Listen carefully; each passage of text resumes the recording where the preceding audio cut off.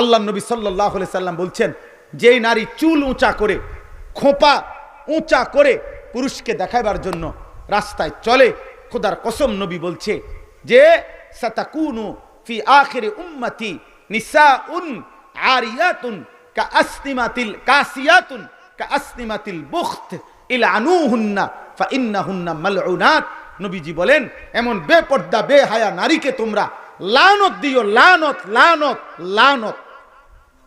ইলআনুহুন্না, তাদেরকে কি দাও? ফাইন্নাহুন্না মালউনাত, কেননা তারা হচ্ছে লানতের অভিশপ্ত। ওই নারী অভিশপ্ত নারী, ওই নারী লানতের যোগ্য নারী। বুঝছেন?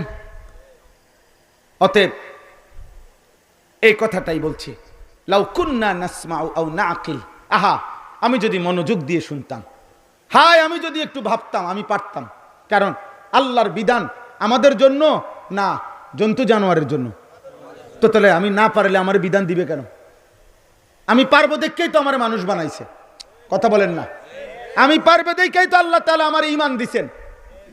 তাহলে যে মালিক দয়া করে, আল্লাহ বলছেন ইউরিদুল্লাহু বিকুমুল ইউসরা ওয়ালা ইউরিদু বিকুমুল উসর, কোরআন শরীফের আয়াত।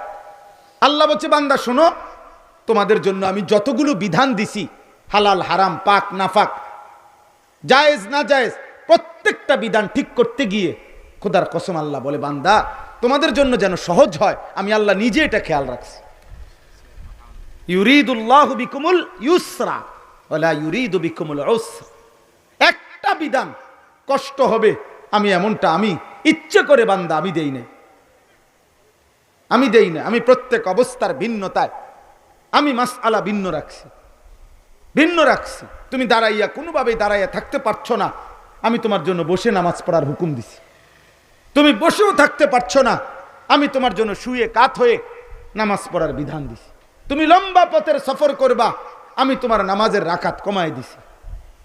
তুমি প্রচন্ড অসুস্থ, যে অসুস্থতার কারণে রোজা রাখলে রোজা অসুস্থতা প্রচন্ড বেড়ে যাবে, আমি তোমার জন্য ভিন্ন বিধান দিছি।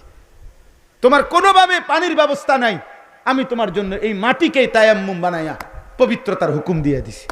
আমি কোথায় কঠিন করলাম? আমি কোথায় বোঝা চাপাই দিলাম? আমি কোথায় তোমারে পেরেশান করলাম? একে তো আমি তোমারে সব কিছু দিচ্ছি, দ্বিতীয়ত আমি বুঝে শুনে সহজ বিধান তোমাকে দিছি, তুমি কোনোভাবেই আমি আল্লাহর কথা পাত্তা দিলা না কেন? ফাতারাফু বিযামবিহিম, এই শেষ আয়াত। আল্লাহ বলে, আহা প্রত্যেক জাহান্নামী তার সমস্ত পাপের স্বীকৃতি ফেরেশতার সামনে বলবে, একটা একটা পাপের কথা শোনাবে, কিন্তু সব শুনে ফেরেশতা বলবে ফাসুহকাল লিআসহাবিস সাঈর, হে জাহান্নামী বেঈমান দূর হ, যা। শুনলাম আর কি, শুনলে আমার কোনো লাভ নাই, কারণ আমি ফেরেশতার এক জাররা পরিমাণ তোকে সহযোগিতা করার কোনো ক্ষমতা সিস্টেম আমার নাই, আমার নাই। আমি তো আমার মালিকের হুকুমের গোলাম। লা ইয়াসুনাল্লাহা মা আমারাহুম ওয়া ইয়াফআলুনা মা ইউমারুন।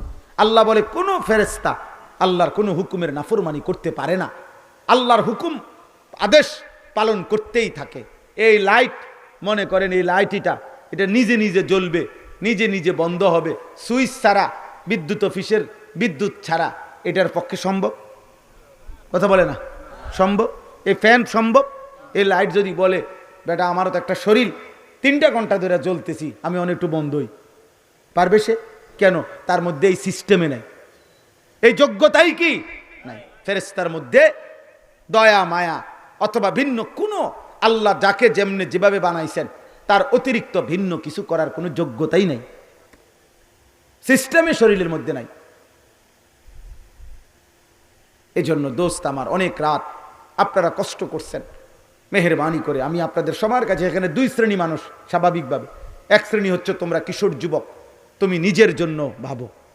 আমি আবারও হাত জোড় করে বলি, যুবক নওজোয়ান, আর যদি কোনোদিন আসতে না পারি, আব্বা একবারই আসলাম, বাস্তবতা হলো এত বড় দেশের শত শত মাহফিল, হাজার হাজার মাহফিল, 1-2 বক্তার পক্ষে সবসময় আসা সম্ভব না রে আব্বা।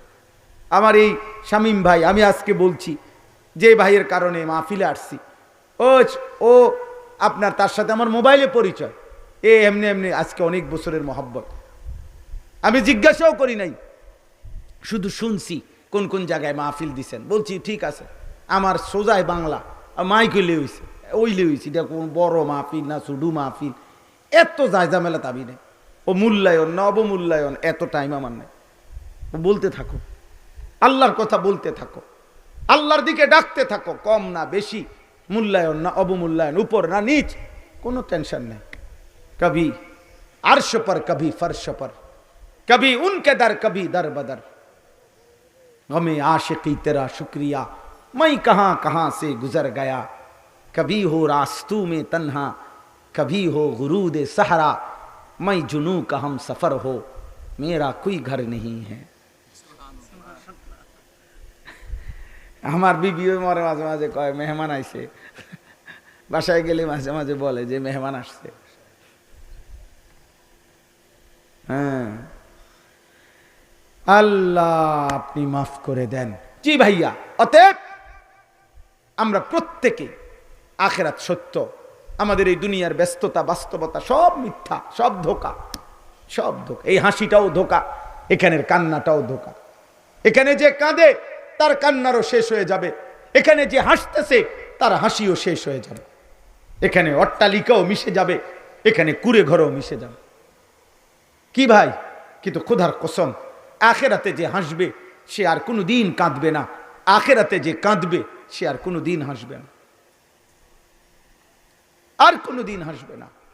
ওই দুঃখের আর শেষ হবে না, ওই রাত আর ভোর হবে না, ওই রাত আর ভোর হবে না। লা ইউফাত্তারু আনহুম আহুম ফীহি মুবলিসুন। আল্লাহ তাআলা বলে জাহান্নামের আযাব এক সেকেন্ডের জন্য বিরতি হবে না। আহুম ফীহি মুবলিসুন। আল্লাহ তাআলা বলছে জাহান্নামী 24 ঘন্টা অনন্তকাল বিষণ্ণ মলিন চেহারা নিয়ে থাকবে। ফাঁসির আসামিও মুচকি হাসি দেয়, ক্যান্সারের রোগী আর হয়তো 3 ঘন্টা বাঁচবে, হতে পারে সেও একটা মুচকি হাসি দিছে নিজের বাচ্চাটার দিকে তাকাইয়া।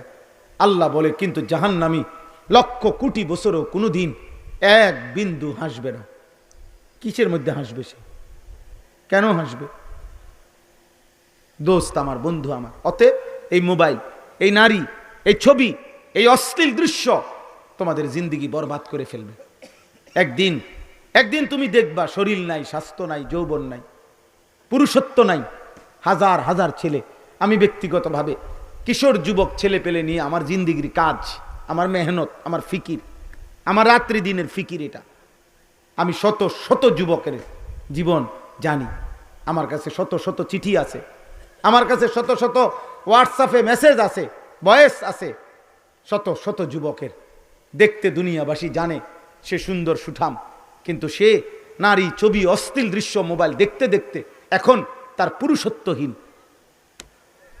দুনিয়াটাই জাহান্নাম, আখিরাত তো আছেই। একদিন পস্তাইবা, আফসোস করবা, একদিন আফসোস করবা আব্বা, একদিন ঘুম ভেঙ্গে দেখবা মাও আর বাইচা নাই, বাবাও আর বাইচা নাই। কানতে কানতে মাও শক্ত হয়ে গেছে, ভাবতে ভাবতে বাপও শক্ত হয়ে গেছে। একদিন হয়তো মা বাপ বলে ফেলছে, যা এই অজা তার হইতো না, মানুষ হইতো না, বাদ দাও। আহারে, তার মানে বাপও ভুলে গেছে, মাও ভুলে, হেরাই হেরাই হয়তো বলে ফেলছে যে বাদ দে, আর হইতো না এই অসভ্য, আল্লাহ নাই, খুদা নাই, নামাজ বাদ দে, কোন রকম যেমনি মনে হয় এমনি চলতে দাও, মারতো না সে, বাদ দাও। আহা, এবার তারে ডাকবে কে, আদর করবে কে, আল্লাহ চিনাবে কে, আখিরাত মনে করাবে কে? এজন্য এই পরিমাণ গুনাহ করো না যেন দুনিয়াবাসীও ভুলে যায়, আল্লাহও ভুলে যায়। কে তোমারে ফিরাবে তখন?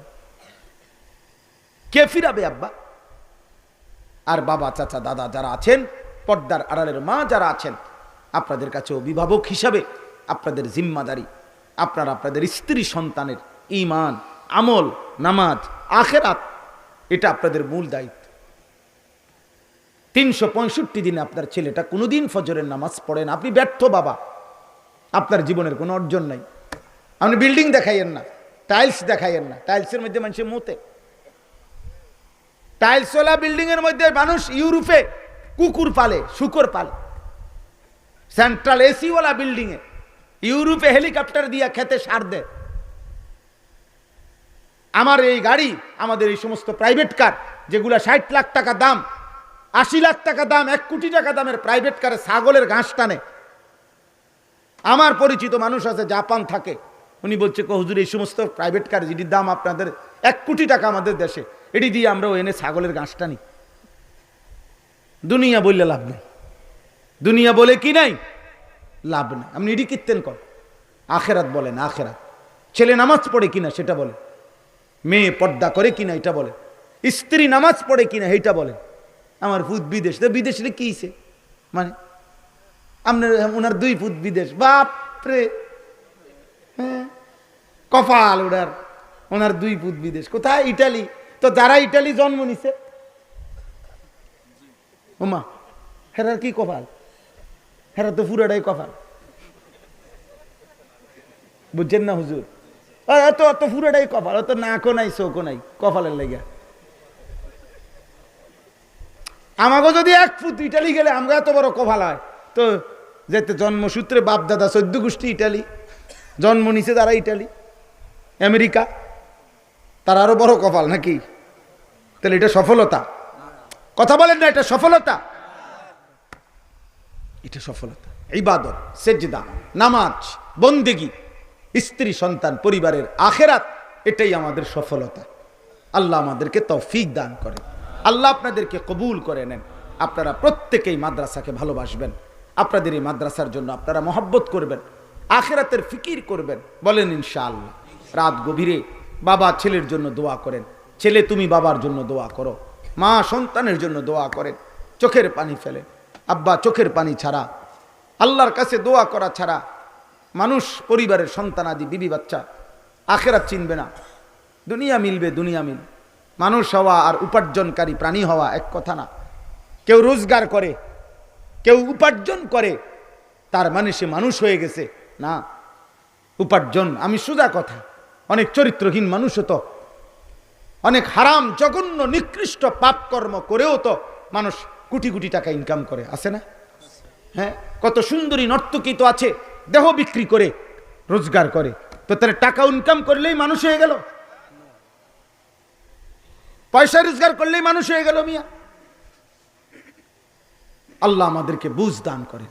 তাহলে মানুষ হয় আল্লাহ চিনলে, মানুষ হয় সেজদা করলে, মানুষ হয় বন্দিগি করলে।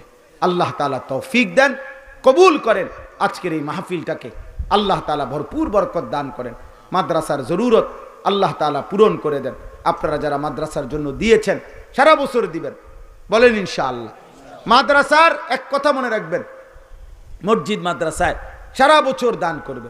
মাদ্রাসার দান করার সবচেয়ে বড় ফায়দা হলো, মাদ্রাসার মধ্যে দান করার দ্বারা মানুষ তৈরি হয়, তালেবে ইলম তৈরি হয়, হাফেজে কোরআন তৈরি হয়। এটা এমন একটা বরকত যে এর থেকে এবার আরো হাজারো মানুষ একদিন তৈরি হবে।